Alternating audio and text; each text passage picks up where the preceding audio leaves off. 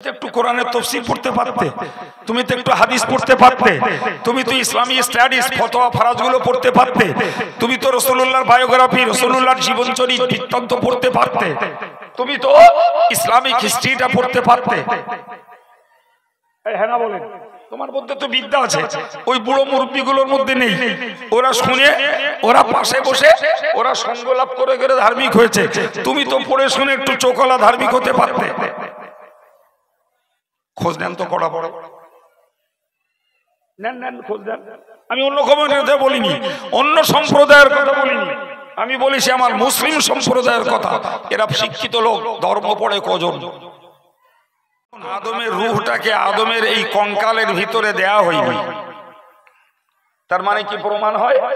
আদম তখন তৈরি হয়নি, আদমকে আল্লাহ সৃষ্টি করেননি, তখন থেকে আমার নবী আল্লাহর কাছে নবুয়তের মর্যাদায় রয়েছে। কিন্তু নবুয়তের কার্যকারিতা, নবুয়তের ডিউটি আল্লাহ তার নবীকে দিয়েছেন 41 বছর বয়স থেকে। এই জন্য আমি আপনাকে বলেছি যে 40 বছর বয়স পর্যন্ত নবী একজন সাধারণ সামাজিক নাগরিক। এর কথা মনে থাকবে? হ্যাঁ, ওই পিরিয়ডে তিনি আরববাসীর সঙ্গে সমাজ জমাত করেছেন। কিন্তু মজার ব্যাপার এটাই যে আরবের মানুষ দুর্ধর্ষ, বর্বর, অসভ্য, সর্বরকমের দুর্নীতি এবং অপকর্ম, আকাম কুকাম সব চলতো তাদের মাঝে। কিন্তু আল্লাহ শুকর, তাদের একটা বদ কাজকে নবীকে তারা ঠেকাতে পারেনি। সুবহানাল্লাহ বলেন ভাই। অথচ তাদের মাঝেই মিশে থেকেছেন।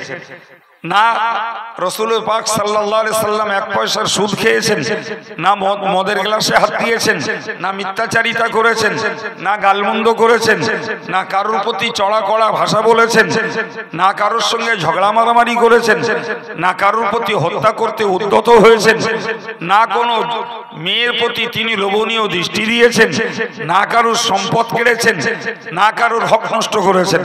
একবার জোরে বলা যাবে সুবহানাল্লাহ? তাহলে তাদের মাঝে থেকেছেন ঠিকই, কিন্তু তাদের প্রভাবে আমার নবীকে প্রভাবিত করতে পারিনি। এটাই আল্লাহ পাকের হেফাজত। সম্মানিত ভাইরা আমার, আমরা ভারতবর্ষের মতন একটা মিশ্র পরিবেশে বাস করি, যেখানে ইসলামের নির্দিষ্ট ল আছে, ইসলামের সুনির্দিষ্ট মাতুর ঘর থেকে শুরু করে মরণ পর্যন্ত নয়, বরং মরণ থেকে শুরু করে জান্নাত এবং জাহান্নামের সিদ্ধান্ত হওয়া পর্যন্ত আমার আল্লাহ আল্লাহর নবীর রেখে যাওয়া বিধান আছে। কথা বলছেন না কেন? আছে না নাই? তাহলে আইনগতভাবে, বিধানগতভাবে, নীতিগতভাবে মুসলমানরা একটা ধনী জাতি, মুসলমানরা একটা ধনী সম্প্রদায়, মুসলমান একটা ধনী ধর্মের লোক। অর্থাৎ এদের ধর্মের নীতি, নৈতিকতা, আদর্শ, আখলাক, আমলের কোনোটার ঘাটতি নাই। সুবহানাল্লাহ হবে না? আপনি দেখান দিন একটা খুঁজে ভেজে শিক্ষিত বুদ্ধিমান পণ্ডিত কেউ আছেন যে এই বিষয়টা ইসলামে কিছু আছে কিনা একটু খোঁজ করে দেখি। তাহলে প্রত্যেকটা বিষয় যখন ইসলামে পাওয়া যাবে, এই জন্য আমি বলেছি টাকায় নয়, নীতিতে, আদর্শে, আখলাকে ইসলাম সারা পৃথিবীর শ্রেষ্ঠ ধনী ধর্ম।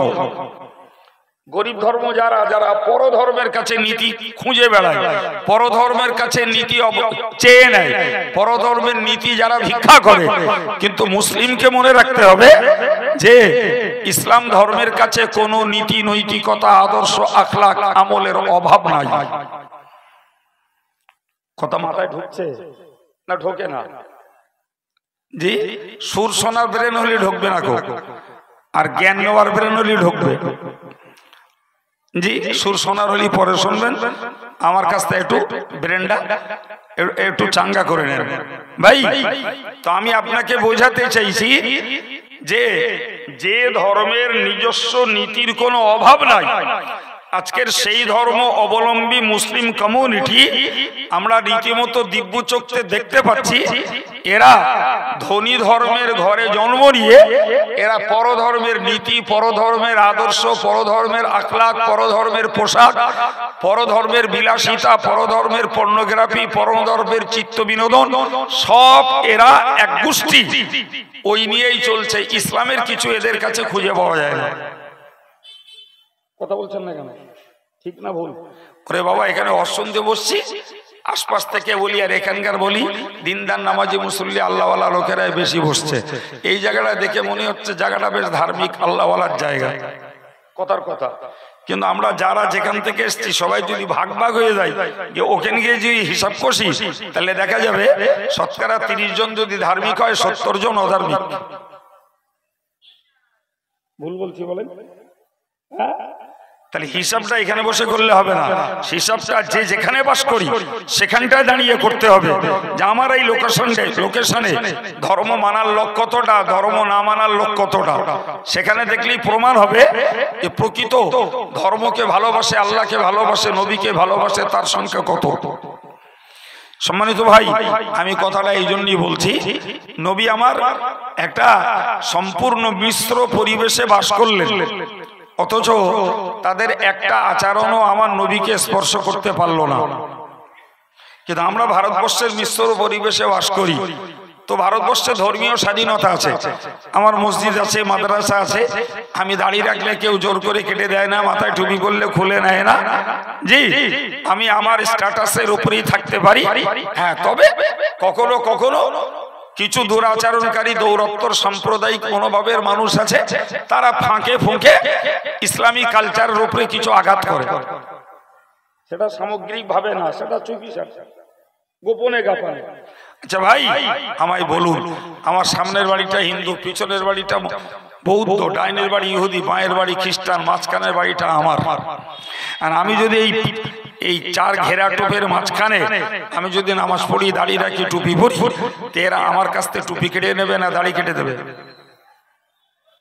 কথা বলেন, একটু কথা বলেন, মনে হয় কি ভাই? আজও দেশে বহু রাজনীতির লোক আছে আর বহু ধর্মের প্রভাবিত জায়গা আছে। ভাই আমি একবার বলেছি, নিছক যারা সাম্প্রদায়িক কোনোভাবে তাদের কথা আলাদা, তা না হতে কমনলি ভারতবর্ষের কোন ধার্মিক আর এক ধর্ম আলাদাদেরকে বাধা সৃষ্টি করে না। বিশ্বাস হয়? শুধু মোর বাড়ি বসে ভাবলে হবে না, যারা বাইরে যায় ওদের কাছে জিজ্ঞেস করুন। জি আপনি এখনো খোলা পথে নামাজ পড়বেন, মানে মেন রোডে, কেউ কিচ্ছু বলবে না, আপনি আপনার নামাজ পড়ে চলে যান, কিচ্ছু বলবে না। আপনি হোটেলে বসে নবীর সুন্নত আদায় করে খান, লোকে তাকাবে, আপনার নামে আঙুল তুলবে না। বিশ্বাস হয়? আপনি একজন মুসলমান ভাইকে দেখে আপনি সালাম করুন, নিঃসন্দেহে আরেকজন বলবে না তুমি ওকে সালাম করলে কেন। জি তাহলে আমরা আমাদের স্ট্যাটাস, আমাদের ঠাটবাট, আমাদের ধর্মীয় আদর্শ নীতি আমরা যথাযথ ইচ্ছা করলে আমল করতে পারি। এখন যদি ভারতবর্ষে বাস করি বলে ভাই ইসলামী আদর্শকে ত্যাগ করে অন ইসলামী আদর্শকেও গ্রহণ করে, খাওয়া দাওয়ায়, পোশাক পরিচ্ছদে, আচার আচরণে যদি অন্যায় পথ যদি কেউ ধারণ করে, ভাই এটা সাইড এফেক্ট নয়, এটা পার্শ্ব প্রতিক্রিয়া নয়, এটা নিজেদের মনের দুষ্টুমি ছাড়া আর কিচ্ছু না। কথা বলেন। আজকের আমরা বিশ্বনবীর স্মরণে একটা ইসলাম সাহেবের মজলিসে বসেছি। আপনি বলেন তো, নবী তার যৌবন পিরিয়ডে যখন তিনি নবী নন, কিন্তু মানবিক দৃষ্টিতে তিনি সমাজের দুরবস্থা দেখে একটা সংগঠন বানিয়েছিলেন, যে সংগঠনটার কথা আমরা খুব শুনি। সংগঠনটার নাম হলো হিলফুল ফুজুল। ফুজুল শব্দটি বহু বচন, যার এক বচনের শব্দ হলো ফজল। জি তো ওই সংগঠনটায় ফজল নামীয় অনেক কটা ব্যক্তি ছিল, ফলে সংগঠনটার নাম হলো হিলফুল ফুজুল, অর্থাৎ কয়েকজন ফজল নামীয় ব্যক্তির শপথ। কথা বললেন আমার দিকে, অন্যমনস্ক হবেন না। আমি বলো, আমি আগেই বলেছি কাউকে খোসামত করে শোনানো লোক না, খোসামত করে শোনাবে, শুনতে হয়, সুর শুনবেন, আমার কাছে না। আমি এদের বলেছিলাম, তাহলে তোমাদের সব সুললিত বক্তা, আমার মতন কাঠখট্টা বক্তা দাওয়াত করলে কেন? আমি বললাম এদের, বললে না হুজুর আপনার দরকার আছে। তো দরকার থাকে তো শুনতে হবে, শুনতে হবে। প্রিয় ভাই আমার, আবার বলছি কথা মুখস্থ করুন, যে রসুলের জামানায়, রসুলের পিরিয়ডে হিলফুল ফুজুল নামক একটি সংগঠন করলো। যে সংগঠনটায় ফজল নামীয় কয়েকজন ব্যক্তি সদস্য ছিলেন, সেই কয়েকজন ব্যক্তির নাম জুড়ে দিয়ে নাম দেওয়া হলো যে কয়েকজন ফজল নামীয় ব্যক্তির শপথ। সংগঠনের নাম শপথে কি ছিল? যে আমরা অত্যাচারী মানুষকে প্রতিরোধ করব, যারা অত্যাচারিত, নিপীড়িত, লাঞ্ছিত তাদের পাশে দাঁড়িয়ে আমরা তাদেরকে সহযোগিতা করব। আমরা এই সংগঠন থেকে সমাজের যত রকমের দুরাচরণ রয়েছে সেগুলোকে প্রতিরোধ করব ইত্যাদি বেশ কিছু সমাজ, শান্তিপূর্ণ সমাজ গড়তে, সুশীল একটি সমাজ গড়তে নবী সরকার দো আলমের যুগে এই ব্যক্তিদের ছিল শপথ। আজকের যুগে আমরা বিশ্বনবীর স্মরণ সভা করি। ভাই আমি আগেই বলেছি, আমরা ভারতবর্ষের মিশ্র পরিবেশে বাস করি বলে অন্য ধর্মের কালচার আমার নিতে হবে, অন্য ধর্মের স্ট্যাটাস আমাকে নিতে হবে, অন্য ধর্মের সঙ্গে আমাকে মিলেমিশে চলতে হবে, আমাকে নীতি মনে করতে হবে যে ধর্ম যার যার, উৎসব সবার। এই সমস্ত দুর্নীতিপূর্ণ হারাম কথা মুসলমানের ছাওয়ালেরা অকপটে মেনে নিচ্ছে, অকপটে। জি, রসুল সংগঠন করেছিলেন মানুষকে অত্যাচার থেকে, নিপীড়ন থেকে বাঁচানোর জন্য। রসুল সমাজ সংগঠন করেছিলেন সমাজে শান্তি প্রতিষ্ঠার জন্য। আজকের আমাদের দেশে সেই জাতীয় সংগঠন কোথাও কিছু আছে সেটা পরের কথা, কিন্তু মুসলিম কমিউনিটির ভিতরে অধিকাংশ জায়গায় আমরা দেখতে পাই ক্লাব বা সংঘ নামে কিছু ছাত্রদের ইউনিটি, ছেলেদের ইউনাইটেড তৈরি হয়। যে ক্লাবগুলোর সব থেকে বড় অবদান হলো টিভি, বড় অবদান হলো সেখানকার তাস, জুয়া, ক্যারাম বোর্ড। কথা বলছেন না কেন? তো যাদের সময়টা কাটবে ক্যারাম বোর্ডে, যাদের সময় কাটবে টিভিতে, যাদের সময় কাটবে তাসে, ভাই এরা বিশ্বনবীর উম্মত হয়ে বিশ্বনবীর স্মরণ সভা একবার করুক আর 10 বার শুনুক, এদের দ্বারা সমাজের কি উন্নতি হবে? কথা বলছেন না কেন? কি উন্নতি হতে পারে এদের দ্বারা? সুতরাং শুধু সভা দিয়ে আর সুন্দর গেটআপ লাগিয়ে মানুষকে আকৃষ্ট করার পিছনে কোনো স্বার্থ, কোনো উপকারিতা কিচ্ছু নাই।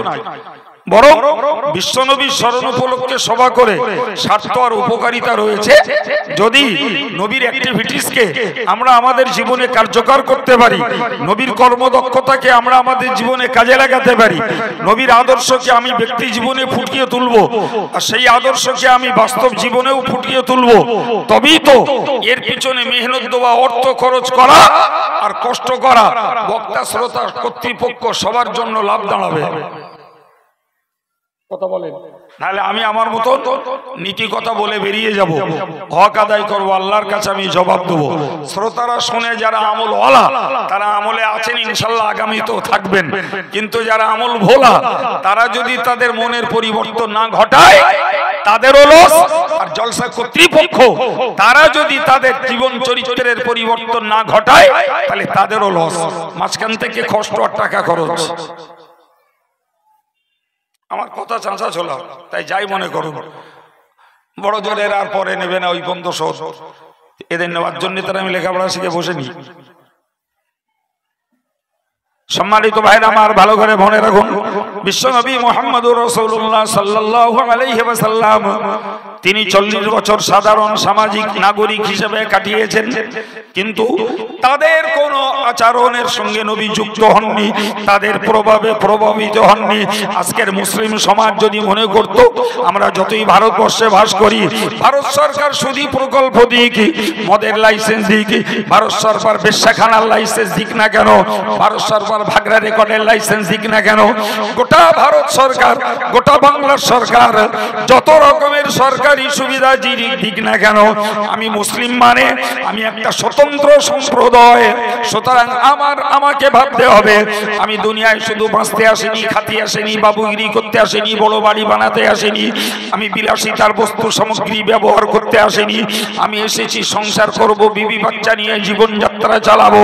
আমি এসেছি দুনিয়ার মাটিতে, আমি আমার ফাট ভাট নিয়ে চলবো, সব ঠিক আছে, কিন্তু আমার আল্লাহকে ভুলে নয়, নবীকে ভুলে নয়, শরীয়তকে ভুলে নয়।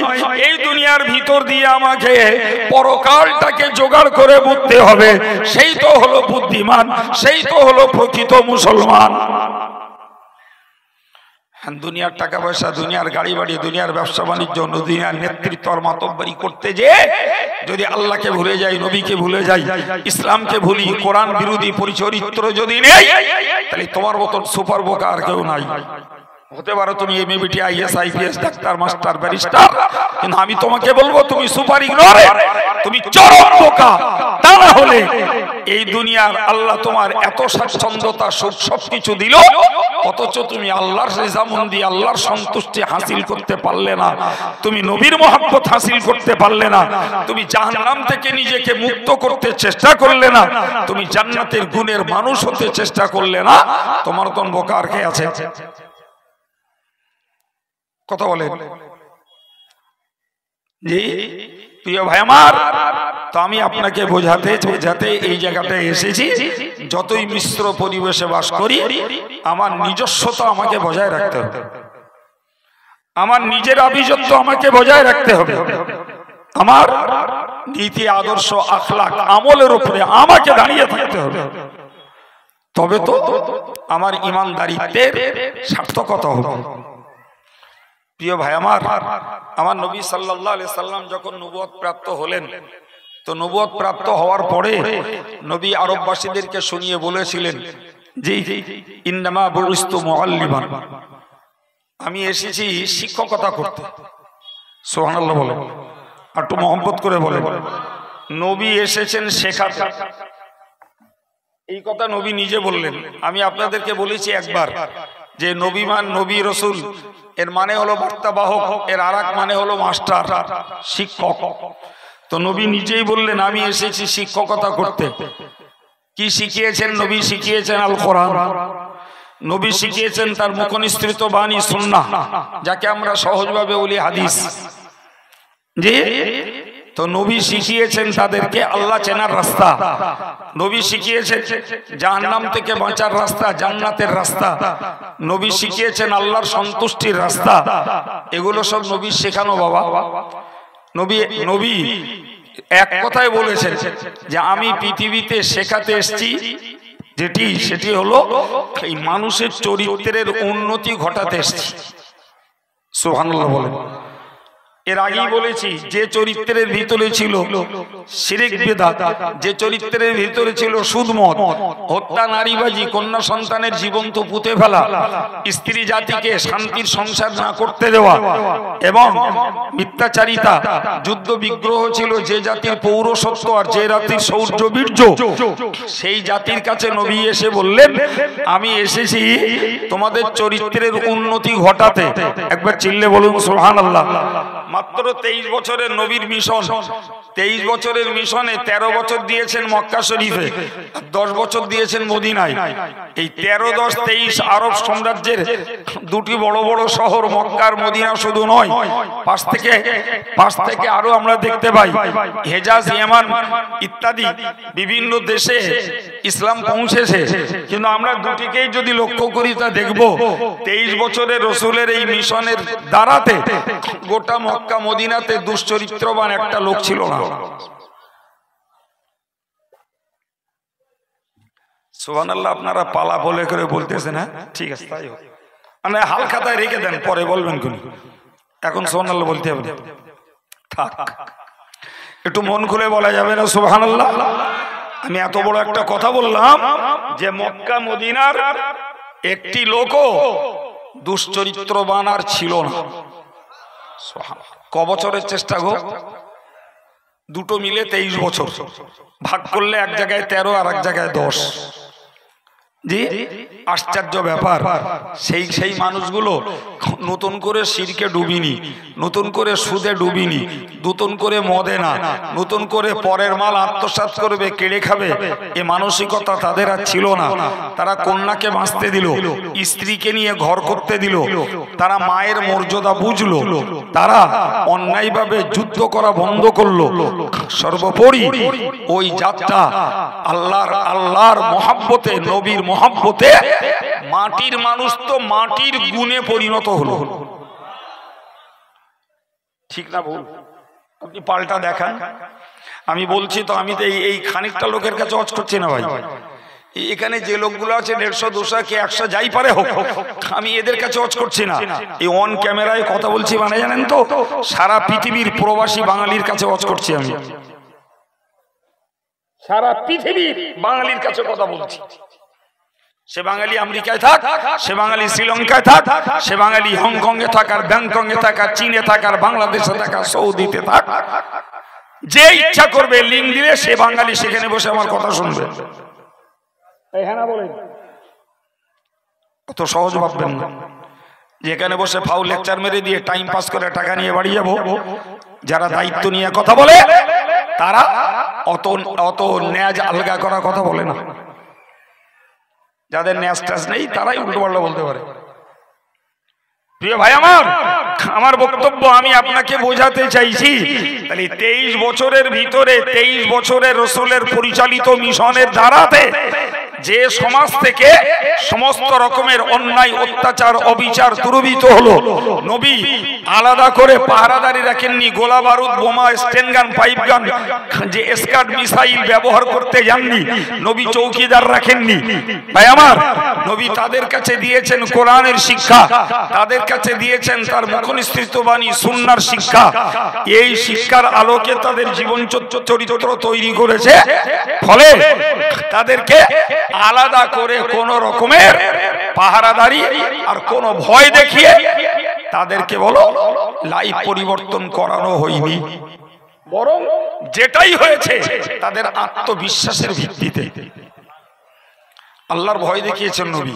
কিন্তু আল্লাহ তো সদ্য তাদেরকে মেরে দেননি, আল্লাহ তো সদ্য তাদের প্রতি কোনো জুলুমবাজি নাউজুবিল্লাহ অত্যাচার করেননি।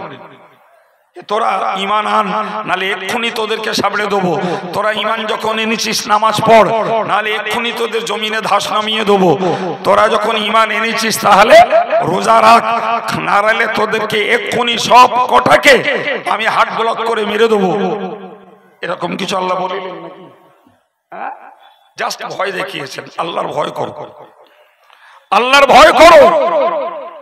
জি প্রিয় ভাই আমার, সেই ভয় ওদের বিশ্বাসে এসেছে, সেই বিশ্বাসের ভিত্তিতে তাদের জীবন চরিত্র পরিবর্তন হয়েছে। সুবহানাল্লাহ।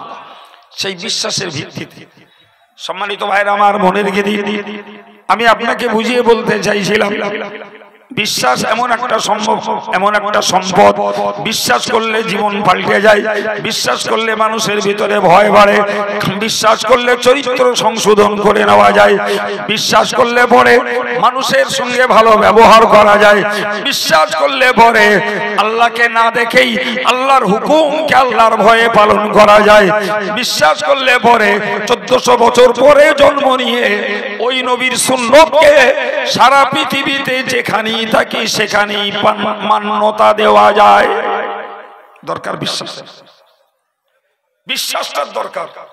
বিশ্বাসটা ঠিক থাকলে ভাই না অদৃশ্য বিষয়গুলিকে ভয় করা যাবে। আর বিশ্বাস ঠিক না থাকলে ভাই বিশ্বাস করুন, আল্লাহকে দেখতে পাওয়া যাবে না দুনিয়ায়, কিন্তু আল্লাহর কৃতিত্ব আমরা তো দেখতে পাচ্ছি।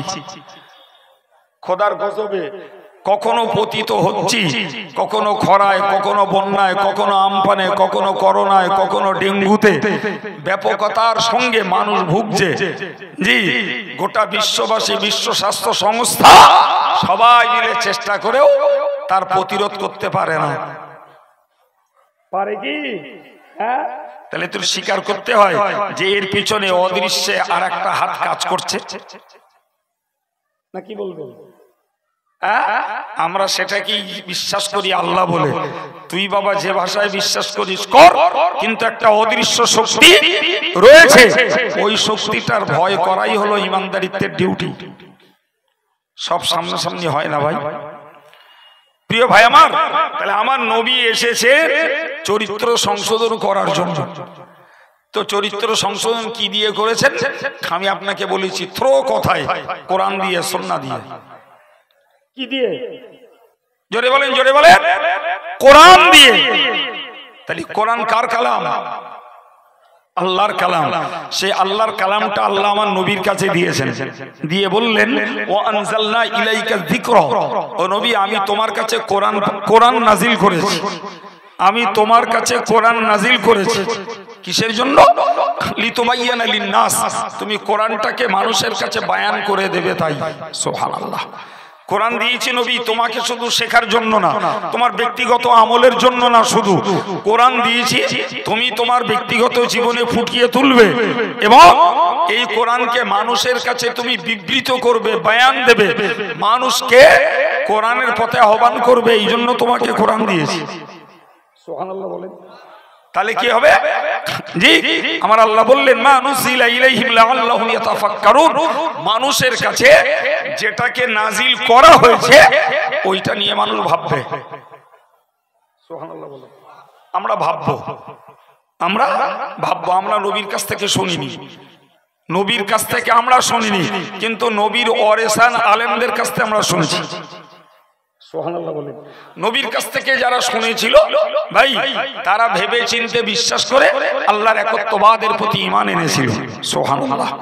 তারা ভেবে চিন্তে বুঝে সুঝে আব্দুল্লাহর বেটা মুহাম্মদকে আল্লাহর রাসূল বলে মেনে নিয়েছিল। সুবহানাল্লাহ। যারা নবীর কাছ থেকে শুনেছিল, শোনা বোঝার পরে তারা ওই কোরআনের নির্দেশ অনুযায়ী তারা 5 ওয়াক্ত নিত্য নামাজি হয়েছিল। ওই নবীর কাছ থেকে শুনবার পরে তারা ওই সমাজের প্রচলিত সমস্ত বদ আচরণগুলো, আকাম কুকামগুলো সব এক এক করে ত্যাগ করে দিয়েছে। সুবহানাল্লাহ। যখন যে হুকুমটা এসেছে আল্লাহর পক্ষ থেকে অবনত মস্তকে বিনা কিন্তু কথায় তারা মেনে নিয়েছিল। সুবহানাল্লাহ। আমাদের মতো নরম না ভাই, আমাদের কেরাম বলেন দিন হুজুরের বক্তৃতা আমার স্বার্থে আসলে হুজুর ভালো, হুজুরের লাইফ টাইম দাও। আর বাইদি ভাই যদি হুজুরের বক্তৃতা আমার স্বার্থের বিরুদ্ধে গেছে, আমি হোতা নেতা খেতা, আমি এখানকার এত বড় অর্থশালী ধনী, আর আমার বিরুদ্ধে বক্তৃতা ওই মৌলবী যদি তুলেছিস এরপরে তোদের 1 পয়সা চাঁদা নি। মদ্দা তো দূরের কথা, মেয়ে ছেলেরা বলতেছে এই মৌলবী আল্লাহ আর পয়সা দেবো না। বলো বুঝতে পারেননি কথা?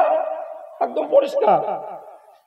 জি প্রিয় ভাইরা আমার, আমাদের স্বার্থ হলো যদি আলেমের বক্তৃতা আমার পক্ষে আসে, আমার স্বার্থে আসে, আমার নীতি আদর্শকে যদি বাহবা দেয় তাহলে হুজুর ভালো, আর যদি একবার বিরুদ্ধে গেছে সকালবেলা 4 দোকানে একবার ধোবো, সন্ধ্যেবেলা আর একবার বসে শুকোবো, এই হচ্ছে আমার নীতি।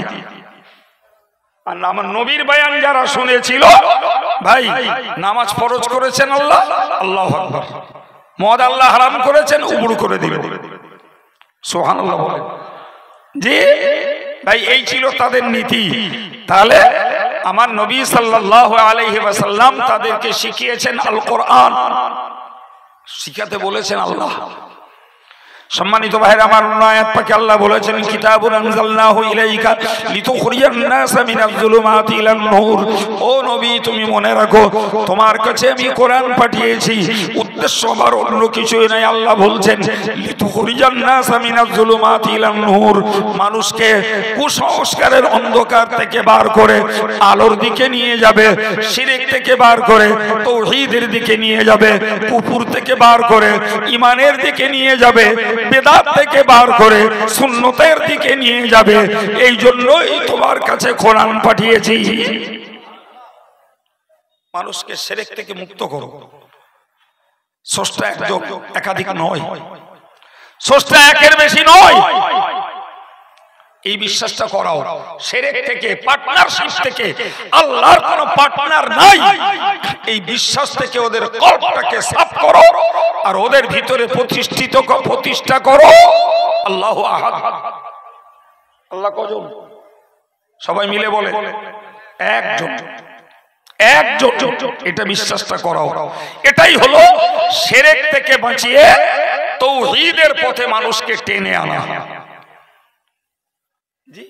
তথ্য যুক্তি কোরআনে প্রচুর বিদ্যমান। আমি অত কথা বলতেও পারবো না, অত জ্ঞান গুণ যোগ্যতাও নিয়ে সময়ের মধ্যে যতটুকু পারছি আল্লাহ মনে জোগাচ্ছে বলে দিচ্ছি।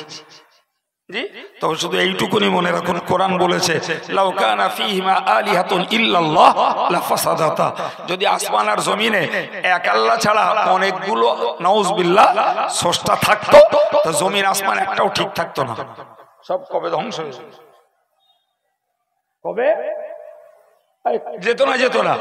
ওরে বাবা, এক কথা বলতো অনেকদিন পূব দিক থেকে সূর্য উঠছে, কালকে পশ্চিম দিক থেকে উঠুক। আর একজন বলতো না, অনেকদিন পশ্চিম দিক থেকে উঠেছে, এবার একটু উত্তর দিক থেকে উঠুক। কথা বুঝতে পারছেন না জি? আর একজন বলতো মৌসুমী বায়ু দক্ষিণ দিক থেকে অনেক দিক থেকে বয়ে, অনেক দিন ধরে বইয়েছে, এবার একটু পূবী হাওয়া বক। ঠিক থাকতো পৃথিবী? কথা বলে। এই জন্য আল্লাহ বলেছে যে হে নবী, তুমি ওদেরকে এই কোরআনের দ্বারা কুসংস্কারের অন্ধকার থেকে বাঁচিয়ে ওদেরকে আলোর দিকে নিয়ে এসো। সেই আলো কি? শিরক থেকে বার করে তাওহীদ, একত্ববাদ।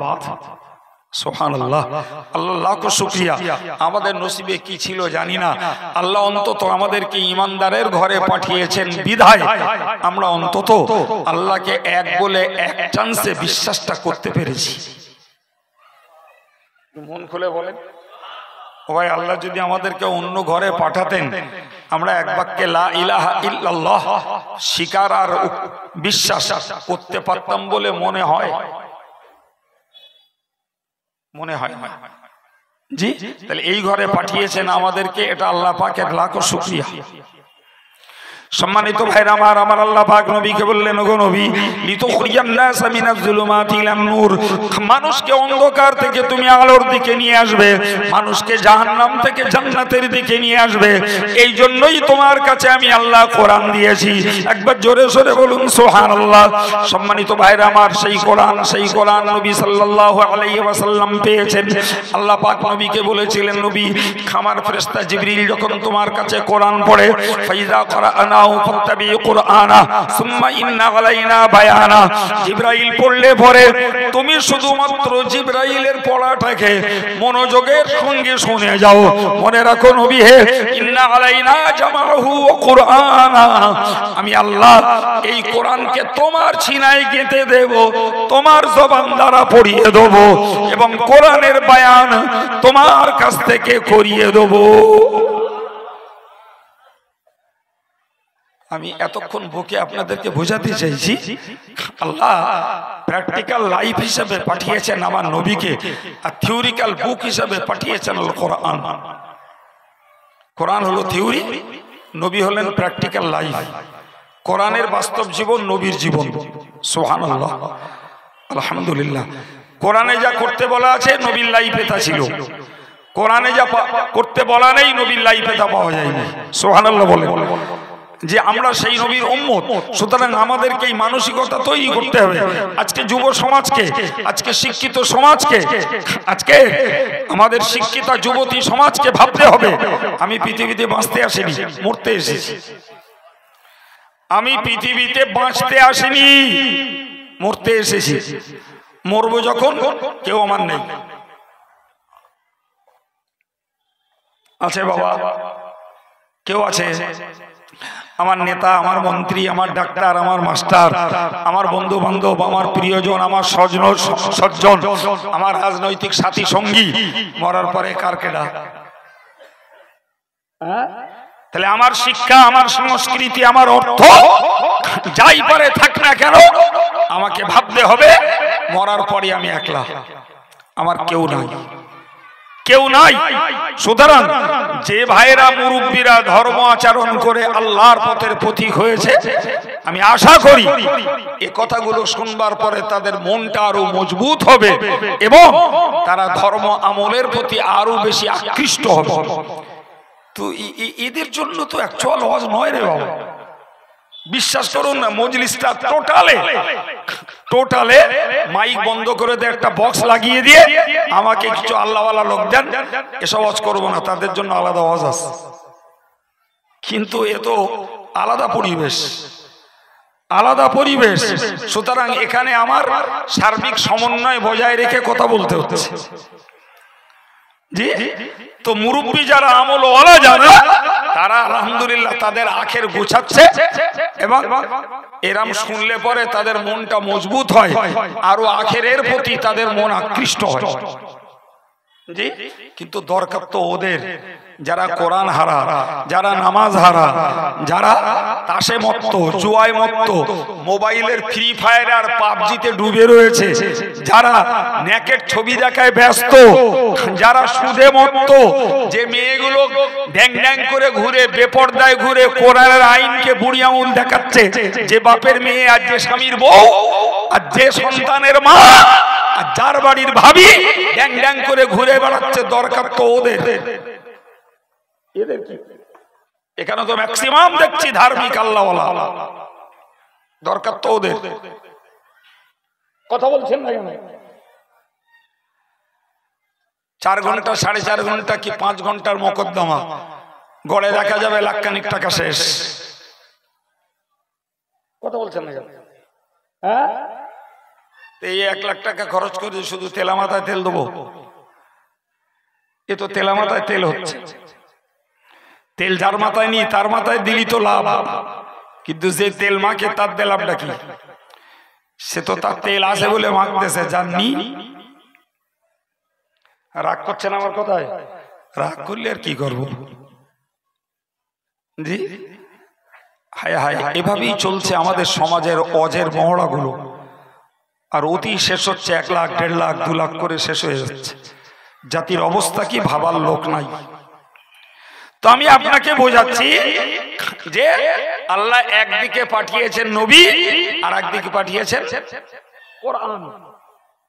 আর নবী রেখে যাওয়া শ্রেষ্ঠ মুজিজাটাই হলো কোরআন। ভাই, নবীকে পাঠিয়েছেন দেখানোর জন্য, আর কোরআনকে পাঠিয়েছেন বিধান শেখাবার জন্য। কোরআন সংবিধান, আর ওই সংবিধানের বাস্তব জীবন আমার নবীর জীবন। মাশাআল্লাহ, আমার নবীর জীবনটাকে ফলো করেছেন সাহাবায়ে কেরামেরা, তাবেঈনরা, তাবা তাবেঈনরা, ইমাম মুস্তাহিদিনরা, পীরানে তরিকাত, বুজুর্গানে দ্বীন, আউলিয়ায়ে কেরাম, আলেমে হাক্কানি, মুফতিয়ানে কেরাম, এরাই। জি, প্রচুর মুরব্বী আছে, এরা বই পড়তে পারে না, এরা কোরআন হাদিসের কিচ্ছু বোঝে না। রাগ করবেন না, আমি সত্যটাই বলছি। এরা কোরআন হাদিস বোঝে না, বই পড়তে পারে না। এরা জীবনে মাদ্রাসায় পড়িনি, স্কুল কলেজেও যায়নি, কিন্তু পীর ওলিদের আদর্শ আখলাকের মানুষগুলোকে কাছ থেকে দেখেছে, কাছ থেকে দেখেছে, আল্লাহ ওয়ালাদেরকে দেখেছে, বুজুর্গদের দেখেছে, ফুরফুরার পীর সাহেবদের আওলাদদেরকে দেখেছে। জি, এবং সেই আওলাদদের অনুকরণকারী আমাদের পূর্বে যারা পরলোকগত হয়েছেন এরকম আলেম ওলামাদেরকে দেখেছে।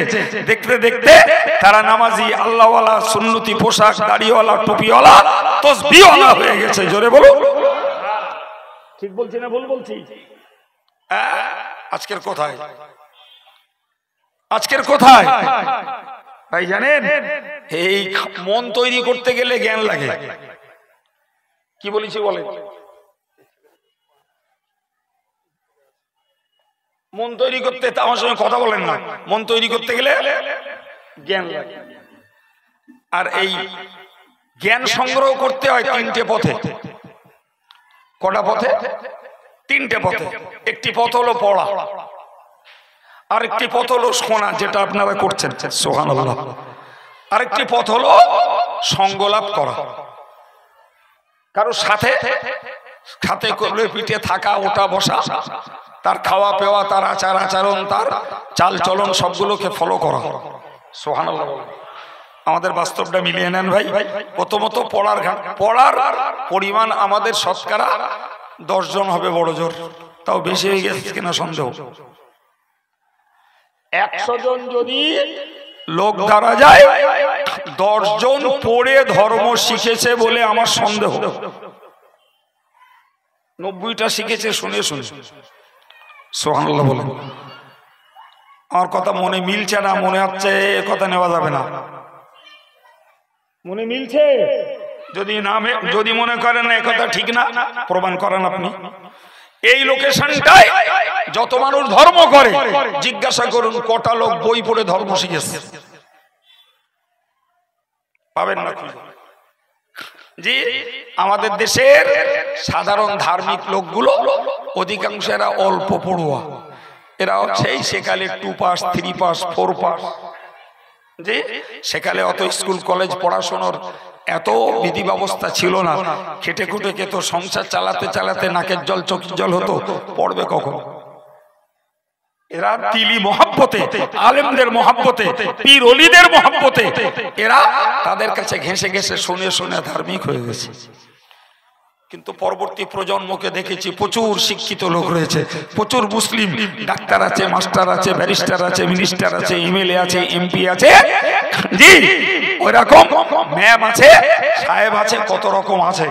এরা বাংলা স্কুল লাইনে লেখাপড়া শিখে, এরা ইউনিভার্সিটিতে লেখাপড়া শিখে, এরা পার্থিব বিদ্যা অর্জন করে অর্থ কামাইয়ের পথ খুঁজে পেয়েছে ভালো। কেউ বিজনেস, কেউ টিউশনি, কেউ সার্ভিস খুঁজে পেয়েছে। শুকরিয়া, আল্লাহ আপনার পুরস্কার দিয়েছে লেখাপড়া শিখা, ঠিক আছে। ও ভাই, তুমি যখন অতটা লেখাপড়া শিখেছো বাবা, তা তোমার তো দুনিয়ার চিন্তাটা কমে গেছে। জি, বড় ব্যবসায়ী তুমি, বড় একজন টিউটার তুমি, একজন বড় মাস্টার মশাই কি একজন ডাক্তার বাবু, একটা ভালো সার্ভিস তুমি পেয়ে গেছো, তাহলে তো তোমার তো দুনিয়ার টেনশনটা নেই। তাহলে তুমি যে এতদিন লেখাপড়া শিখেছিলে, তা তুমি তো কিছু ধর্মীয় বই পুস্তক একটু পড়াপড়ি করতে পারতে বাপ, নাকি আমার বলা ভুলে যাচ্ছে? তুমি তো একটু কোরআনের তাফসীর পড়তে পারতে, তুমি তো একটু হাদিস পড়তে পারতে, তুমি তো ইসলামী স্টাডিজ ফতোয়া ফরাজগুলো পড়তে পারতে, তুমি তো রাসূলুল্লাহর বায়োগ্রাফি, রাসূলুল্লাহর জীবনচরিত বৃত্তান্ত পড়তে পারতে, তুমি তো ইসলামিক হিস্ট্রিটা পড়তে পারতে। হ্যাঁ না বলেন? তোমার মধ্যে তো বিদ্যা আছে, ওই বুড়ো মুরব্বীগুলোর মধ্যে নেই। ওরা শুনে, ওরা পাশে বসে, ওরা সঙ্গ লাভ করে করে ধার্মিক হয়েছে। তুমি তো পড়ে শুনে একটু চোখলা ধার্মিক হতে পারতে। খোঁজ নেন তো কড়া বড়, নেন নেন খোঁজ নেন। আমি অন্য কমিউনিটির বলিনি, অন্য সম্প্রদায়ের কথা বলিনি, আমি বলেছি আমার মুসলিম সম্প্রদায়ের কথা। এরা শিক্ষিত লোক, ধর্ম পড়ে কজন? পড়ে না বাবা। এরা দুনিয়ার জীবনটা সুখী হয়ে গেছে, এরা খবরের কাগজ পড়বে, এরা টিভির সংবাদ শুনবে, এরা সিনিয়র ব্যান্ড পড়বে, এরা নবকল্যাণ পড়বে, এরা রাজনীতি করবে, এরা অনুসন্ধান পড়বে, এরা ধর্মীয় বই পুস্তক সহজে পড়ে না। তাহলে ধর্ম কোথা থেকে শিখবে? এখানে বসে দেখেন, আমি ছবি দেখাচ্ছি আপনার, ছবি দেখাচ্ছি আপনার ভাই। পরে আর একটা কথা বলেনি ভাই, আমরা একটা পিরিয়ডে বই কিনেছি টাকা দিয়ে দিয়ে, বই বাড়ি লাট মারাস। আজকের স্যাটেলাইটের যুগ, গুগলসের যুগ, মোবাইলের মধ্যে সব, ওই 5 ইঞ্চির মধ্যে ওতে কোরআন, ওতে হাদিস, ওতে তাফসীর, ওতে ফিকহ, ওতে ইসলামিক স্টাডিজ, ওতে ইসলামিক হিস্ট্রি, ওতে নবীর জীবন বৃত্তান্ত, সব ওই মোবাইলের মধ্যে। মুরব্বীগুলো অত খবর রাখে না, ছেলে ছোকরাগুলো ভালোই জানে, শিক্ষিত লোকেরা ভালোই জানে, শিক্ষিতা মেয়েরা ভালোই জানে। আমি বলি বাবা, তোমার টাকা দিয়ে বই কিনে পড়তে যদি বড্ড কষ্ট লাগে, তো যে মোবাইলটা তুমি ব্যবহার করছো আলটিমেটলি তুমি মোবাইলটা ইসলামের পক্ষে কাজে লাগাও না, মোবাইলটাকে ইসলামের পক্ষে কাজে লাগাও, আর কিচ্ছু করতে হবে না। বিশ্বাস করুন ভাই, সেখানে কিবা পদস্থ শিক্ষিত নেতৃত্ব, উচ্চস্থানীয় ব্যক্তিত্বরা মোবাইলে ধর্ম পড়তে চায় না। আর আমার যুবক ছেলেগুলো এদের মোবাইলগুলোতেও যথারীতি ইসলামী অ্যাপস ভরপুর রয়েছে, ভরপুর। এরা ওতে নেই। একবার বলেছি না, এরা মোবাইলে ফ্রি ফায়ার খেলবে, পাবজি খেলবে, এরা চিত্ত বিনোদন করবে, এটা ন্যাংটো মেয়েদের ছবি দেখবে, এরা ওতে সিনেমা দেখবে, ওরা মোবাইলে তাস খেলবে, মোবাইলে এরা জুয়া পেটাবে, জি মোবাইলে ক্রিকেট খেলা দেখবে, ফুটবল খেলা দেখবে, মোবাইলে ইফটিজিং করবে, মোবাইলের মাধ্যমে চ্যাটিং করবে, মোবাইলের মাধ্যমে গার্লফ্রেন্ড খুঁজে বেড়াবে, বয়ফ্রেন্ড খুঁজে বেড়াবে, মোবাইলের দ্বারা এরা ইসলাম শিখবে। শুধু শুধু সুন্দর নবী দিবস করলেই বেড়া পার, নবীর স্মরণ সভা করলেই পার হয়ে যাবে। তোমার বই কিনে পড়তে হবে না, তুমি তোমার মোবাইলটাকে পড়ো, ওইটাই কাজে লাগাও। নাই, আপনি বলেন প্রচুর পরিমাণে শিক্ষিত মেয়ে রয়েছে আমাদের ঘরের বউ বৌমা, আছে না নাই? আচ্ছা, যারা মাধ্যমিক উচ্চ মাধ্যমিক গ্রাজুয়েশন পাশ করে এসছে, জি একটা সংসার হয়েছে তার, আচ্ছা ওই মেয়েগুলো যদি চেষ্টা করে, ওই মেয়েগুলো যদি চিন্তা করে যে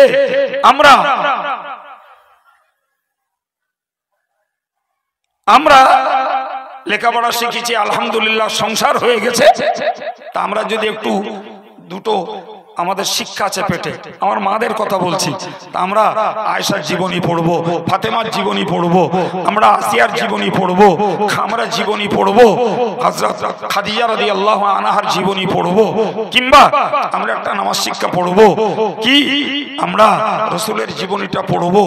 আমার মারা বলো খুব সহজেই, তারাও বলো পর্দার ভিতরে থেকে ইসলামটাকে শিখে নিতে পারে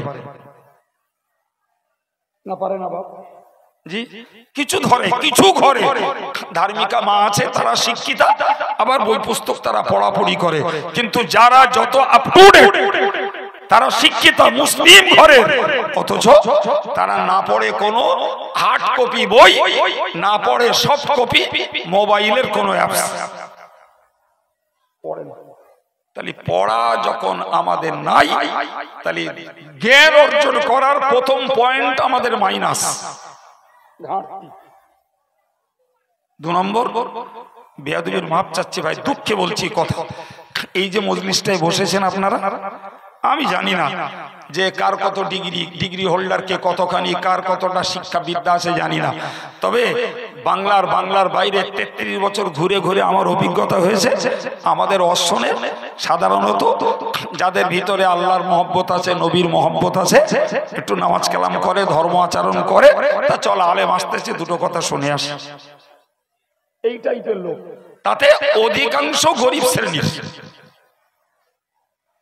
অধিকাংশ কম শ্রেণীর শিক্ষিত ধনীরা আমাদের অশ্বরে, তারা এক কথায় বুঝে যে আমরা যা শিক্ষিত এদের মতো মৌলবীরা জানে রাখি, এরা ফকরি বিদ্যে শেখালো, এরা কিচ্ছু জানে না, ফলে আমাদের ডাক্তারে শোনে না, খুব একটা মাস্টারে শোনে না, অ্যাডভোকেটে শোনে না, ব্যারিস্টারে শোনে না, এমএলএ এমপিরা শোনে না, আমাদের কোন হাই পোস্টের সার্ভিস হোল্ডার, উঁচু পদের চাকরিজীবীরা শোনি।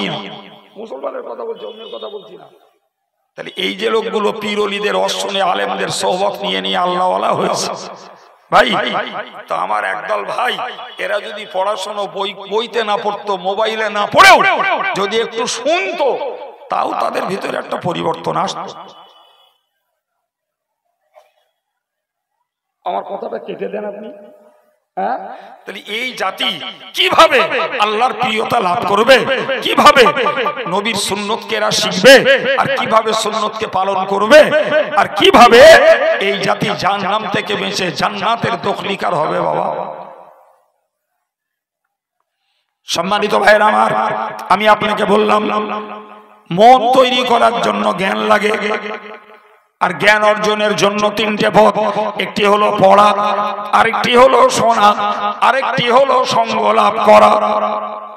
এ ভাইরা আমার, নবীর প্রচুর সাহাবী, প্রচুর পরিমাণে সাহাবী, যারা ওই জমানার মানুষ, প্রাথমিক অবস্থায় তারা যখন ইসলাম কবুল করেছে, কোরআন তখনও পর্যন্ত তাদের বোধগম্যে আসেনি, হাদিস তখনও পর্যন্ত তাদের বোধগম্যে আসেনি, শুধু নবীকে দেখে দেখে তারা তাদের আচরণ, তাদের ভাষা, তাদের ব্যবহার, তাদের মিষ্টি মধুর আলাপ, তাদের লেনদেন এবং তাদের সামাজিকতা, তাদের রাজনীতি, তাদের অর্থনীতি, তাদের ব্যবসা নীতি, তাদের মানবিক নীতি, তাদের ব্যবহার নীতি, সব কিছুই তারা আমার নবীকে দেখে দেখে শিখে নিয়েছে। বিশ্বাস করুন, দাদা হুজুর, বসের হুজুরের সময়কার অনেক মানুষ, বড় হুজুর, মেজ হুজুর, ছোট হুজুর কেবলাদের সময়কার অনেক মানুষ, ওই মানুষগুলোকে দেখে দেখে আল্লাহওয়ালা হয়ে গেছে। বিশ্বাস করেন আপনি? হ্যাঁ, তারা জীবনে মাদ্রাসায় পড়েনি, অথচ আলেমের মর্যাদা পেয়ে গেছে। শুধু এই সমস্ত বুজুর্গ বান্দাদের জুতো বয়ে, ব্যাগ বয়ে, উজুর পানি তুলে দিয়ে তারা আল্লাহওয়ালা হয়ে গেছে। বিশ্বাস হয়? আমার কথার প্রমাণ এই যুব সমাজ না দিলেও মুরব্বীরা আকশবাদ দেবেন। কথা বলে আজকের যুগে সেই সঙ্গটা কোথায়? সেই সঙ্গটা কোথায়? আমাদের সময় কাটছে সন্ধ্যা হলে চায়ের দোকানে, ক্যারাম বোর্ডে, রাজনীতির গল্পের আসরে, টিভির পর্দায় আব্দুল কাইয়ুমকে পাবো না, কি আজকের আরো কারা কারা বক্তা আছে তাদের কাছে না ঘেঁষতে পারবো না, কিন্তু আমার মসজিদে একজন যোগ্য আলেম ছেলে আছে, সে বোনাফাইড ইমাম, 5 ওয়াক্ত ইমামতি করে। তা আমরা যদি সন্ধ্যার পরে তার কাছেও যে যদি 1 ঘন্টা সময় দিতাম, সারাদিন কাজ কাম জল করে ভাটায় হাতের কাছে যে যেখানে থাকি সন্ধ্যাবেলা ইমাম সাহেবের সঙ্গে যোগ করলাম যে আমরা 1 ঘন্টা হুজুর আপনার কাছে বসবো, আমাদের একটু কোরআন পড়াবেন, আমাদের একটু নামাজ কালামটা শিখিয়ে দেবেন, আমাদের দৈনিক দোয়া কালামগুলো একটু শিখিয়ে দেবেন, নবীর সুন্নতগুলো একটু আমাদের কানে ফেলে দেবেন, যতটা পারি সেগুলো আমরা আমল করব। কই এরকম সমাজের 20টা যুবক কোনোদিন ইমামকে বলেছে বলে মনে হয়? আরে কথা বলে না, আপনাদের রেকর্ডে থাকে তা বলেন, আমি কথা উড্র করি। আছে যদি একটা মক্তব চালানো হয় সেখানেও খোসামত করে করে ছেলেপিলে খুঁজ দিয়ে হয়, খোসামত করে করে। যারা এডুকেটেড পরিবারের ছেলে মেয়ে তারা মিশরে পড়ছে, কেজি স্কুলে পড়ছে, তারা A+ নাম্বার নেবে, তারা ইন ফিউচারে চাকরি করবে, তাদের মানসিকতা। সুতরাং তারা মাধ্যমিকের ফাঁকে আর উচ্চ মাধ্যমিকের ফাঁকে বা ছেলে মেয়েগুলো একটু কোরআন পড়াচ্ছে, পাশে বেদিতি যে যদি বাদে না বাদে। কিন্তু দরকার ছিল কি? দরকার ছিল প্রাথমিক জীবনে আগে কোরআনের তালিমটা ওর ভেতরে দিয়ে দেই। ও ক্লাস 4 5 পড়ার আগে ও কোরআন শিখবে, উজু গোসল শিখবে, পাক না পাকি শিখবে, ও দৈনিক জীবনের দোয়া কালামগুলো শিখবে, ও নামাজের নিয়ম পদ্ধতিটা শিখবে ভাই। তারপরে ও মাধ্যমিক পড়ুক, উচ্চ মাধ্যমিক পড়ুক, মিশনে পড়ুক, কলেজে পড়ুক, ইউনিভার্সিটি পড়ুক, ও বড় চাকরি করুক, ওর ভিতরে ইসলামী শিক্ষার যে বীজ বুনে দেওয়া হয়েছে ইনশাআল্লাহ একদিন ওই বীজ মহিরূপে গাছ রূপে তৈরি হবে, একদিন তার ফল ফলবে। কিন্তু তার আগে এরকম মজলিসে বসে গার্জিয়ানদের মনটা তৈরি করতে হবে। তো গার্জিয়ানদের আলেমের কাছ থেকে অক্সিজেনটা নিতে হবে, এই উৎসাহটা নিতে হবে, এই উদ্দীপনাটা নিতে হবে, তবে তো গার্জিয়ানগুলো তটস্থ হয়ে তাদের মানবিকতা প্রবণতা তৈরি হবে। ছেলে মেয়েদের প্রতি কড়া নজরদারি, কোনো কথা না, মক্তব কামাই করা হবে না। চল মক্তবে পড়ে আগে আছে আছে বাবা, শুধু এরা মজই চলবে। হ্যাঁ চলছে তো, কত দেখতে পাচ্ছি। জি আমরা অল ইন্ডিয়া সুন্নাতুল জামাতের পক্ষ থেকে কেরল থেকে একটা মডেল, একটা পদ্ধতি এনে এক্ষুনি 250 ইসলামিক কেজি স্কুল চালাচ্ছি। কটা বললাম?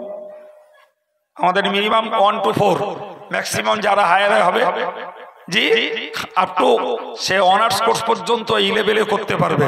তা তোর বাবা অদ্দূর না যাওয়ার ইচ্ছা থাকে তুই 4 পর্যন্ত পড়, বাংলা শেখ, আরবি শেখ, ইংরাজি শেখ, 3টি শেখ, 3-এর সমন্বয়ে পড়ানো হয়।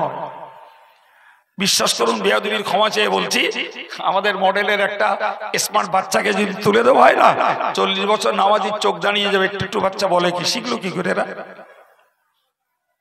তাদের পিছনে তদারকি করতে হবে, পাহারাদারি করতে হবে, তাদের পিছনে মেহনত দিতে হবে, তবে তো তারা তৈরি হবে। দেখছেন না এই কেজি স্কুলগুলোতে, মিশনের যে স্কুলগুলোতে পড়ছে, আর গাড়ি এসে বাচ্চাগুলোকে নিয়ে যাচ্ছে, অল্প কিছুদিনের মধ্যে ইংরাজি বলছে, আর বাংলা খুব একটা বলতে চায় না। যাই সামনে বাংলার জিনিস আসুক, ও সঙ্গে সঙ্গে তার ইংরাজি শব্দটা বলে। ওই ছোট বাচ্চা, তার মা তাকে পেচ্ছাপ করিয়ে, প্যান পরিয়ে, গালে খাবার তুলে খাইয়ে রাস্তার ধারে দাঁড়িয়ে আছে, গাড়িতে তুলে দেবে। তাই আবার 10:30টায় স্কুল থেকে ফিরবে, মা ওয়েট করছে বাচ্চাটাকে রিসিভ করবে। তাই চোখে দেখেন না এগুলো? হ্যাঁ, তাহলে দুনিয়াটা শেখাবার জন্য বাপের এত চেষ্টা, মায়ের এত চেষ্টা, মায়ের এত পাহারাদারি। দুনিয়া মানে 60 বছর, 65 বছর, 70 বছর, এটা হ্যাপি লাইফ, একটা সুখী জীবন, এটা কাটাবো বলে এত পরিমাণ আমাদের এত পরিচর্যা। আর যে অনন্তকালের পরকালটার জন্য পরিচর্যা কোথায়? কোথায় বাচ্চাদের জন্য পরিচর্যা? আজকের যে যুবকগুলো ক্লাব করতে পারে, নামাজ পড়ে না। আজকের যুবকগুলো ইপ্রিজিং করতে পারে, তারা আল্লাহ জিকির করে না। আজকের যে যুবকগুলো ফোনে চ্যাটিং করতে পারে, তারা 5টা দোয়া মুখস্থ করে না। আজকের যে যুবকগুলো, তারা শুধুমাত্র তারও একটা যুবক, অথচ তাদের দ্বারা সমাজে ইসলামী শান্তি প্রতিষ্ঠার কোন রকমের পরিকল্পনা, কোন রুটিন তাদের কিচ্ছু নেই। এরা এতটা ধর্ম চেতনা হারা হলো কি করে? কি বলবো? এদের পিছনে আমরা গাইড দেইনি। এদের পিছনে আমরা সময় দেইনি, ধর্ম শেখাবার জন্য এদের পিছনে আমরা তদারকি করিনি, এদের পিছনে আমরা শ্রম দেইনি, এদের পিছনে অর্থ খরচ করিনি। ভাই আমার নবী এসেছিলেন পৃথিবীতে কোরআন পড়াতে। আমার আল্লাহ কোরআন শরীফে বলেছেন ওয়ালাকাদ বাস, আমার আল্লাহ কোরআন শরীফে বলেছেন ওয়ালাকাদ মান্নাল্লাহু আলাল মুমিনিন, আমি আল্লাহ ঈমানদারদের জন্য সহানুভূতি দেখিয়েছি। একবার জোরে বলুন সুবহানাল্লাহ। ইসবাসা ফীহিম রাসূলাম মিন আনফুসিহিম, কারণ তাদের জাতির মধ্য থেকে একজনকে মাস্টার বানিয়ে পাঠিয়েছি। ওই মাস্টারের কাজ হলো ইয়াতলু আলাইহিম আয়াতিহি, আল্লাহ পাকের আয়াতগুলোকে পড়ে পড়ে শুনিয়ে দেবে। ওয়া ইউযাক্কিহিম, তাদের মনটাকে পবিত্র করে দেবে, তাদের মনটাকে নোংরা মুক্ত করবে, তাদের মনটাকে পাপ মুক্ত করে দেবে, তাদের অন্তরটাকে হিংসা মুক্ত করে দেবে, অহংকার মুক্ত করে দেবে, তাদের অন্তরটাকে দুনিয়ার লোভ মুক্ত করে দেবে। শুধু ওই নয়, ইউআল্লিমুহুমুল কিতাব ওয়াল হিকমাতা, ওই নবী ওই মাস্টার এসে তাদেরকে কোরআন শেখাবে, সুন্নাহ শেখাবে। এর বিনিময়ে ওই মানুষগুলো হবে আল্লাহর প্রিয় বান্দা বান্দি। শুধু নবী দিবস, বিশ্বাস করুন আপনাকে একটা মশলার কথা বলি, মনে রাখুন।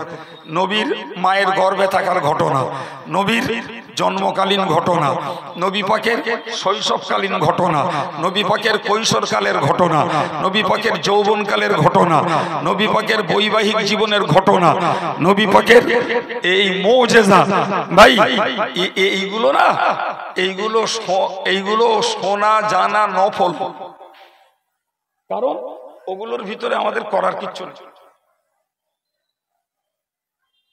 ওইগুলোর ভিতরে আমাদের করার কিছু আছে বলে মনে হয় না, কিচ্ছু নাই। শুনলে একটা জ্ঞান হয়, একটা তৃপ্তি হয়, বড় জোর বিনিময়ে কিছু মানুষের অন্তরে একটু মহব্বত বাড়ে। ফলে ওইগুলো বলা আর শোনা, কি বলেছি বলেন দিন মশলা, এই রে সবাই মিলে বলেন, আমি অযোজনার করছি না, নফল। নফল কাজ করলে সব পাওয়া যায়, না করলে। মিলাদ মানে রসুলের জন্ম বৃত্তান্ত, তো রসুলের জন্ম বৃত্তান্ত আলোচনা করা মুস্তাহাব, করলে সওয়াব আছে।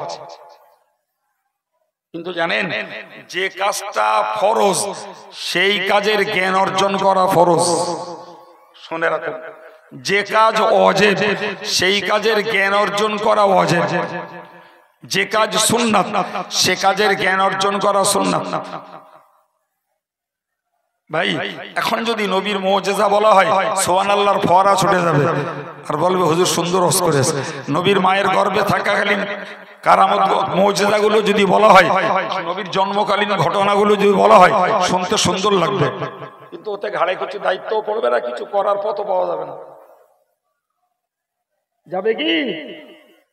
জি, মনে রাখবেন।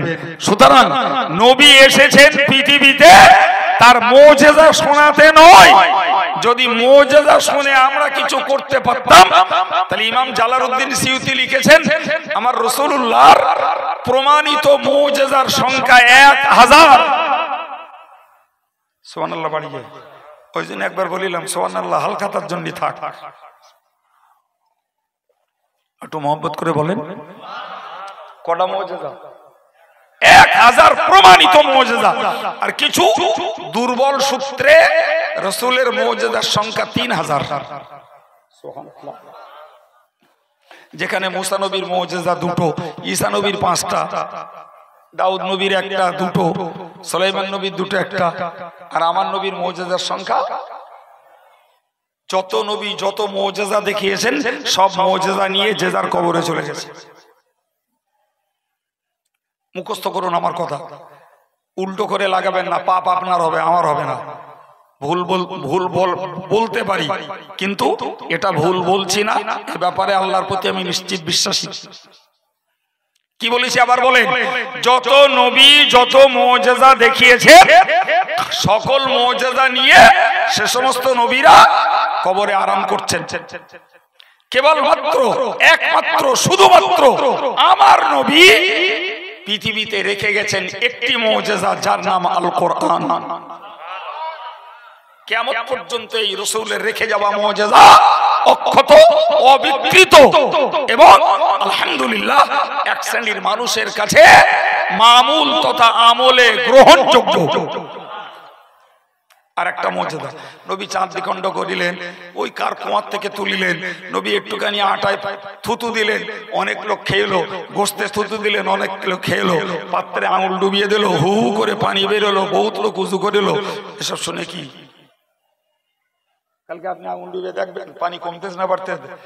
আপনি তো পাত্রে আঙুল ডুবলি পানি কমে যাবে, যা উঠবে অতি একটু কমবে না, কি বলছেন? আমরা যদি কেউ আটায় থুতু দিই, সে আটা সেখান থেকে ফেল দেবে না, কি বলতেছে?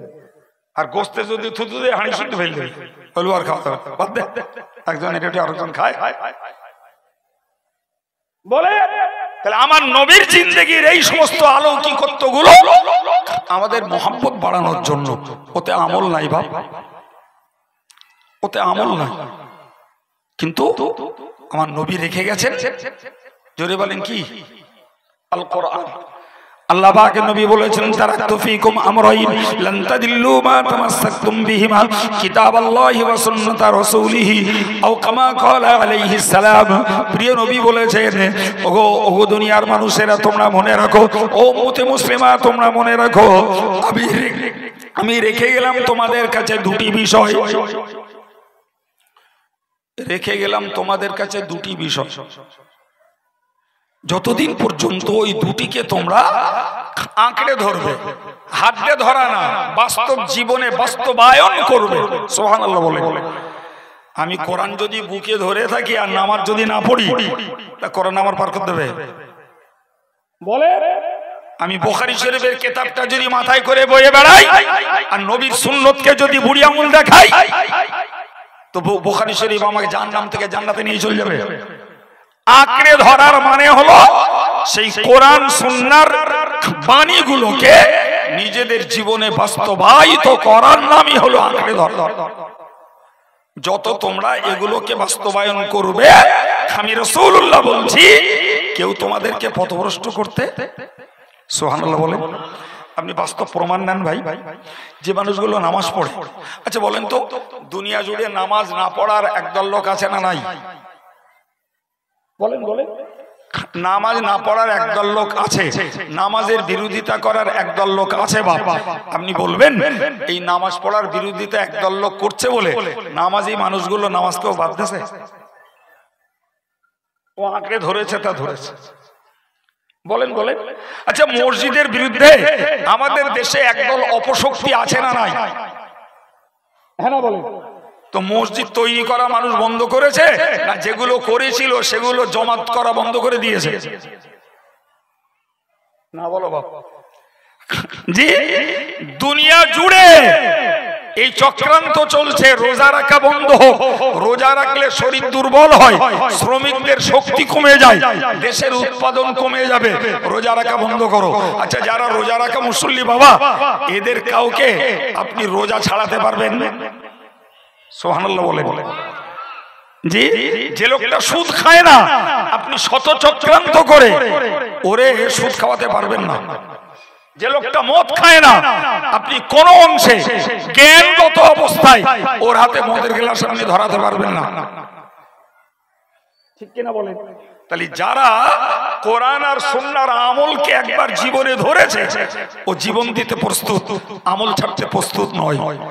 আর কোরআন সুন্নাহর বিরোধী যে সমস্ত নিষেধের কাজ যারা জীবনে করেনি, ইচ্ছাকৃত সহজে তাদের দ্বারা করানো বলে যাবে যাবে না। যদি শয়তানের চক্করে, নফসের তাড়নায়, কোন পরিবেশের পাল্লায় পড়ে কখনো একটা গান না শোনা মানুষ যদি গান শুনে ফেলে না ভাই, তা তার সারাদিন মন ভালো যাবে না। সে শুধু বলবে করলুমটা কি জীবনে, কি করে আল্লাহর হিসাব দেবো, এবং ঘন পাকে আল্লাহর কাছে তওবা করবে, আল্লাহ অনিচ্ছায় পরিস্থিতির পরিপ্রেক্ষিতে, আল্লাহ আমি গান শুনে ফেলেছি, তুমি আমার মাফ করে দাও। ফর এক্সাম্পল, একটা বাসে উঠলেন মালঞ্চ থেকে কলকাতায় যাবেন, জি, সে বাসে ভিডিও ক্যামেরা চলছে। জি, যারা গান ভক্ত তারা মনে করলো 2 in 1, যাবো ভাড়া কেটেছি কলকাতা যাবো বলে গানটা ফাও শোনা হচ্ছে। আর যে বেচারা গান শোনে না, ওর মধ্যে মরার মতন ঘুমানোর নাম করে চোখ বুঝিয়ে বসে থাকবে, কিচ্ছু করার নেই। কলকাতায় যেতে হবে, টিকিটও কেটে ফেলেছি, নামলেও গ্রামের কাজ মেটবে না, অগত্যা ওষুধ গেলা করে ও সময়টা কাটাবে। হ্যাঁ না বলে? হ্যাঁ, নবী আমার কি বলেছেন যে তোমরা যদি কোরআন আর সুন্নাহকে আঁকড়ে ধরো তথা বাস্তব জীবনে যদি তুমি আমলে পরিণত করো, পৃথিবীর কোন শক্তি তোমাকে পথভ্রষ্ট, বিপদগামী, বিভ্রান্ত, সঠিক রাস্তা থেকে বিচ্যুত তোমাকে করতে পারবে না। সুবহানাল্লাহ বলবেন না? জি, বিচ্যুত করতে পারবে না। প্রিয় ভাইরা আমার, এইটাই তার বাস্তব প্রমাণ, অন্য কোথাও দেখতে হবে না, আমাদের মধ্যেই তার প্রমাণ যে আমরা যারা কোরআন হাদিসকে আমলে এনেছি, অত সহজে আমল ত্যাগ করতে আমরা বলেন বলেন ভাই, এমনও লোক আছে চাকরি ছেড়ে দেয়, দাড়ি কাটে না। আপনি না জানেন, আমি জানি। চাকরি ছেড়ে দিয়েছে, দাড়ি কাটিনি। কি ভাবছেন আপনি? চাকরি করবো না, তবে দাড়ি ছাড়বো না। এমনও লোক আছে রোজার মাসে রোজা রাখলে অফিসে ক্লেম আছে, সিএল নিয়েছে, রোজা বাদ দেয়নি। কই ওদের চক্রান্ত পথভ্রষ্ট করতে পেরেছে? পারিনি বাপ, পারিনি। যে জমানায় পুরুষরা শুধু না, মেয়েরা সুদ খাচ্ছে, মেয়েরা সুদ খাচ্ছে, সমিতি করছে, সেই জমানায় একদল সুদ না খাওয়া আল্লাহওয়ালাও আছে। সে ভালো খেতে পায় না, ভালো পোশাক পায় না, ভালো গাড়ি বাড়ি নেই, বাচ্চাগুলোকে আধুনিক স্টার্টাসে গড়তে পারে না, ফের হারাম পথে কামাই করে না। আছে না নাই? এর মানেই হলো এরা কোরআন সুন্নাহকে আঁকড়ে ধরেছে, পৃথিবীর কোন ঝড় আর তুফান এদেরকে পরিবর্তন করে তলিয়ে দিতে পারে না। বাবা আলহামদুলিল্লাহ বলেন, আল্লাহ কায়েম রাখেন, বলুন আমিন। জি, আমি আপনাকে বলেছিলাম নবী এসেছেন কোরআন শেখাতে, নবী এসেছেন কোরআন পড়াতে। আমরা বিশ্বনবী স্মরণ সভা করে একদিকে নবীর প্র্যাকটিক্যাল লাইফ যেমন জানবো, তেমন নবী পাকের ফার্স্ট এন্ড মোস্ট অ্যাক্টিভিটিস হলো কোরআনের তালিম, কোরআনের তেলাওয়াত শেখানো, মানুষকে প্রকৃত নির্মল অন্তরের মানুষ বানানো। এটাই ছিল নবী পাকের ডিউটি, ওটাই নবী পাকের ডিউটি। ভাই সেই জায়গাটায় আমাদের হয়ে গেছে খুব মাইনাস। তবুও সুখী আল্লাহর বাংলার মুসলমানদের জন্য এটা বড় খুশখবরি। ফুরফুরা শরীফের মুজাদ্দিদ-ই-জামান পীর সাহেব কিবলার প্রচলিত ব্যবস্থাপনা, এই যে ওয়াজ নসিহতের পরিবেশ শতাধিক বছর ধরে চলছে, এর ভিতর দিয়ে আমাদের এই ভাইগুলো, মুরব্বীগুলো, এরা কোরআন সরাসরি পড়তে পারে না, কোরআনের তাফসীর জানে না, হাদিস পড়তে পারে না, হাদিসের তাফসীর জানে না, কিন্তু বাঙালি আলেমেরা এদের কাছে যখন বাংলা ভাষায় কোরআন সুন্নাহর কথাগুলো বলছে, আলহামদুলিল্লাহ, এরা বলো তার ভিত্তিতেই বিশ্বাস করে জ্ঞান অর্জন করে আমলে পরিণত করছে। তাহলে কোরআন আর সুন্নাহর এদের পড়ার জ্ঞান নেই, আল্লাহ শুকর একটা অংশ মানুষের আমলের বাস্তবায়নটা আছে। আছে না নেই? আমি আপনাদেরকে অনুরোধ করব বাবা, আমরা যারা অন্তত পক্ষে কোরআনকে আঁকড়ে ধরেছি আমলে, সুন্নাহকে, নবীর হাদিসকে আঁকড়ে ধরেছি আমলে, আমরা অন্তত আমাদের আন্ডারটেকিং, আমাদের গ্রিপের মধ্যে যে পরিবারটা আছে, এদেরকে অন্তত আমরা একটু সজাগ করি। আমরা শিশু বাচ্চাগুলোকে 4 অবধি অন্তত মক্তবে পড়তে দিই, ইসলামের প্রাইমারি স্টেজের শিক্ষাটা তাদের হোক। আমাদের যুবক ছেলেগুলো যারা কনসাস, যারা সতর্ক এবং যারা জ্ঞানী বুদ্ধিজীবী বড় হচ্ছে, এদেরকে একটু বাবা করে বলি না। আমি আব্দুল কাইয়ুমের ওয়াজ তাদের কানে না যেতে পারে, আমরা এজ এ গার্জিয়ান ওদেরকে ডেকে বলি, দেখ বাবা মরতে হবে, লেখাপড়া শিখেছিস, কাজ বাজ করছিস, তো নামাজ কালামটা পড়, কোরআন তো শিখতে পারিসনি, আমাদের মৌলানা আছে, তার কাছে গিয়ে একটু কোরআন পড়া শেখ।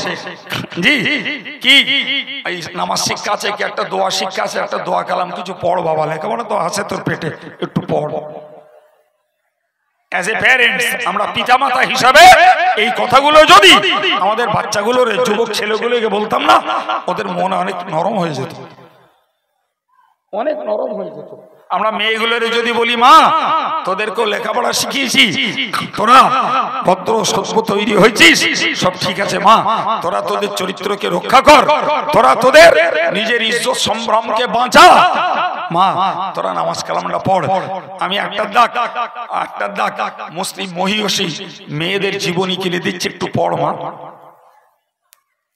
আজকে সর্বনাশ হয়ে যাচ্ছে সব মোবাইলে শেষ। এত পরিমাণ সর্বনাশ হচ্ছে, শিক্ষা, চরিত্র, অর্থ, কান, ব্রেন, চোখ সব মোবাইলে শেষ। এই হ্যাঁ না বলে আমাদের দেশের সরকার লেখাপড়ার নামে আর একটা ফটকাবাজারি দিল, বলল অনলাইনে লেখাপড়া হবে। লেখাপড়ার বদলে এরা শুধু বয়ফ্রেন্ড আর গার্লফ্রেন্ড খুঁজে বেড়াচ্ছে। আমার এই বয়স্ক লোকগুলো খবর রাখে না, বলো স্কুল কলেজে যারা পড়ছে খোঁজ নেন, সর্বনাশ হয়ে যাচ্ছে। আমি তো ওদের নিয়ে চড়াই তো বাপ, আমার ভালো মুস্তাল হয়েছে ও ব্যাপারে, যে ছেলেপিলেদের মোবাইলে পড়ার নামে কি সর্বনাশ হচ্ছে তা আমি হাতে নাতে জানি, এমনি জানি না, হাতে নাতে জানি। জি, ফলে আমি আজকের এই বিশ্বনবী স্মরণ উপলক্ষে কিছু কথা এসব সেজে পড়ে আসিনি। আল্লাহ যা মনে জুগিয়েছেন বলেছি, গালি দেইনি, অশ্লীল ভাষা বলিনি, অশ্রাব্য ভাষা বলিনি। এই ব্রেনগুলোর দাম আছে, ব্রেনগুলোকে একটু কালচার করতে, ব্রেনগুলোকে একটু সংস্কার করতে, ব্রেনগুলোকে একটু সতেজ করতে, ব্রেনগুলোকে উৎসাহ উদ্দীপনা যোগাতে, হৃদয়ে একটু অক্সিজেন দিতে আমার এই বক্তব্য। যদি মনে হয় যে আব্দুল কাইয়ুমের কথা থেকে আমরা আমাদের চলমান কিছু ভুল বুঝতে পারছি, আমরা আমাদের কিছু ভবিষ্যতের করণীয় দায়িত্ব কিছু বুঝতে পারছি, ওইগুলো যদি আমার স্থানীয় যুবকেরা নেন, আমার মুরব্বীরা যদি পারিবারিক ভাবে নেন, তাহলে একটা সভা অনেকের হেদায়েতের ওসিলা হয়ে দাঁড়াবে। বাবা ঠিক কিনা বলে?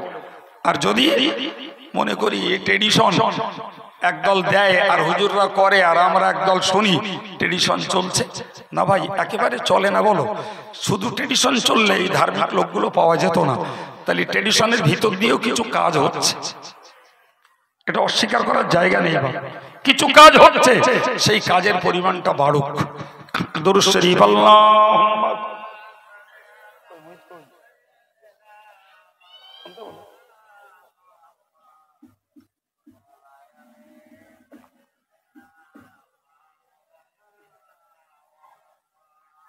সম্মানিত ভাইরা, আমার কাজ উঠলে শুরু করার সময় হলে শেষ করা, টাইম পাস করাটা বুঝি না। আজকে যা ছিল আল্লাহ বলিয়েছেন, কবুল করুন, আমিন। বিদায় নেব। পরের বক্তা রিজার্ভে আছেন, তিনি এসে পৌঁছে গেছেন। আমাদের সংগঠনের তরুণ বক্তা হযরত মাওলানা আব্দুল মুহিত সাহেব, তার মিষ্টি কণ্ঠের বক্তব্য আপনারা শুনুন। আমি যাওয়ার আগে আপনাদেরকে একটু দাওয়াত দেব। আপনারা জানেন আমাদের সংগঠনের মেয়েদের বড় মাদ্রাসা খাদিজা মাদ্রাসা আগামী 16ই কার্তিক তার সভা। এলাকার কারো মেয়েরাও পড়ে, সবাইকে দাওয়াত দিচ্ছি, পারলে একটু যাবেন। আমাদের সংগঠনের সুবৃহৎ ইসলামী উচ্চ শিক্ষা প্রতিষ্ঠান জামিয়া রহমানিয়া, যার কথা আশা করি আপনাদের মনে থাকে। তারপরেও অনেক ভাইকে পেয়ে একটু দাওয়াত দিচ্ছি। আগামী 1লা, 2রা, 3রা ফাল্গুন তার বাৎসরিক ইসালে সওয়াব, সবাইকে দাওয়াত। যার যেদিন সুযোগ হয় একটু যাবেন। অনেকে জানি, তবু অনেককে পেয়েছে বলে নতুন করে রিমাইন্ডার দিলাম, স্মরণ করিয়ে দিলাম। 3 নম্বর একটা কথা বলছি, আমরা জামিয়ার মেম্বার সিস্টেমটাকে উন্নত করার জন্য একটা অ্যাপস কিনেছি, যে অ্যাপসের মাধ্যমে আমরা মেম্বার সিস্টেমটাকে ট্যাকেল করতে চাচ্ছি। তো আমরা এলাকা ভিত্তিক এজেন্ট নিচ্ছি, গ্রামদয়, যে এজেন্টগুলোর দ্বারায় আমরা পুরাতন সদস্যদের নামের ভুলগুলো সংশোধন করাবো। যারা সদস্য চাঁদা দিতে পারেন না, ভিড়ে যেয়ে কিংবা যাওয়া হয় না, এখানে এজেন্ট থাকবে, এখানেই দিয়ে দেবেন, এখানে মেরে দেবে, জামিয়ার ফান্ডে চলে যাবে। নতুন ভাইরা মায়েরা যুবকদের কাছে আমার অনুরোধ, জামিয়ার মতো হানাফি মযহাবের ইসলামের সিলসিলায় ফুরফুরা শরীফের সুবৃহৎ ইসলামী উচ্চশিক্ষা প্রতিষ্ঠান, এই প্রতিষ্ঠানের সঙ্গে বছরে 100 টাকা দিয়ে হোক, ক্ষমতা থাকে 200 দিয়ে হোক, 500 দিয়ে হোক, একটা সদস্য হয়ে জুড়ে থাকুন। অন্তত আল্লাহর কাছে একটা সাহারা হবে, যে আল্লাহ তোমার কোরআন, তোমার প্রিয় নবীর হাদিস শিক্ষার একটা প্রতিষ্ঠানে আমি একজন খাদেম ছিলাম, জি, ইসাল সবের আগে একটা করে দাওয়াত পত্র পাবেন, যাবেন ওখানে যে সদস্য চাঁদা দেওয়ার জন্য ভিড় ঠেলতে হবে, যা হবে এখানে এজেন্টদের মাধ্যমেই হবে। তো আমি ঘোষণা রাখছি, আমি পরে আমাদের আবুল হাসানের সঙ্গে কথা বলে নেব, এখানে যদি একটা ভাই এজেন্ট হন তাহলে তার দ্বারাতে একটু খেদমত হবে। জি, আর অনেক মানুষ ওই এজেন্টের মাধ্যমে নিজেদের ভুল ভাল সংশোধন করতে পারবে, টাকাগুলো এখান থেকে পেমেন্ট দিতে পারবে, নতুন সদস্য হতে পারবে। এই দাওয়াত এবং দাবি আপনাদেরকে রেখে দিয়ে বিদায় নিলাম। ওমা আলাইনা ইল্লা। আসসালামু আলাইকুম।